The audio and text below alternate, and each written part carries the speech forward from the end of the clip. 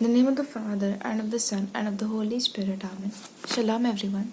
So today's Gospel is taken from Mark chapter 6, verse 7 to 13. Over here we can see that Jesus then went around the village teaching. He called the 12 to him and began to send them out two by two, giving them authority over the evil spirit, and he ordered them to take nothing for the journey except a staff, no food, no bag, no money in their belts.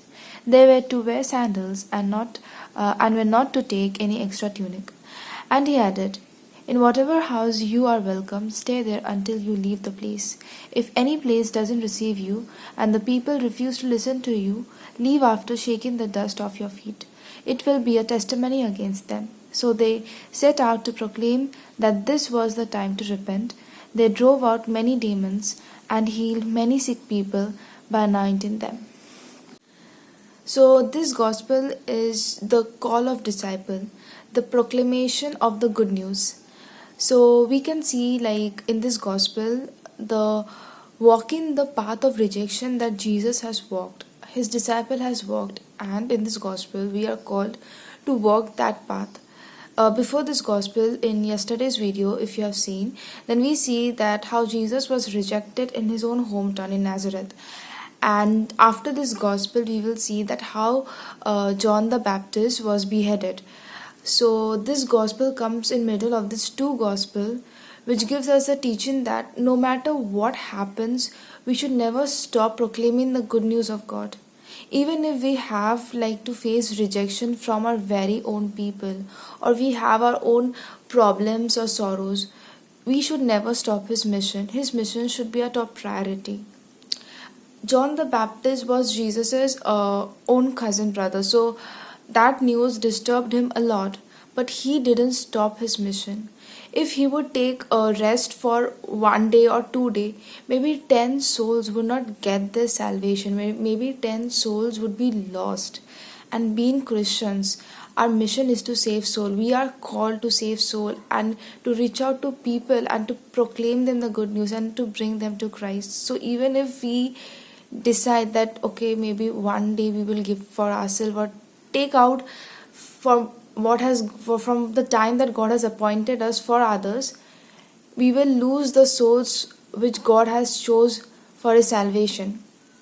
In fact, during this pandemic, though many churches, all the churches got shut down, God made a new way, the media, through which we have heard so many bad news. So many people get astray through media, so many teenagers use this in a really bad way, but God used this media for his glorification.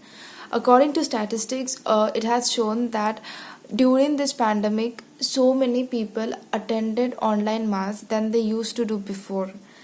And so many people started praying, coming to their knees, and started believing in God. So even in this darkness of this world, his light never went off. His mission never stopped. Even we did open a YouTube channel because of COVID to reach out to more people and to spread the good news. So we should never stop spreading the good news of Christ, because that is what we are called for. So over here we can see another important line, that is Jesus sent them out two by two. So this line gives us a very good teaching that we are called to spread his mission in unity. Because in Ecclesiastic we see that if one falls, the other one will help him to rise. So if I am weak, or if my friend is weak, he will help me to rise, or I will help him to rise and to guide him in the way of Christ. So that is how we grow as a family of Christ and help each other. And when we help each other, we help, like if I help the other person, we help the other 10 people to come to Christ. So if by helping one, we help the 10 people to come to Christ. That is how we save soul.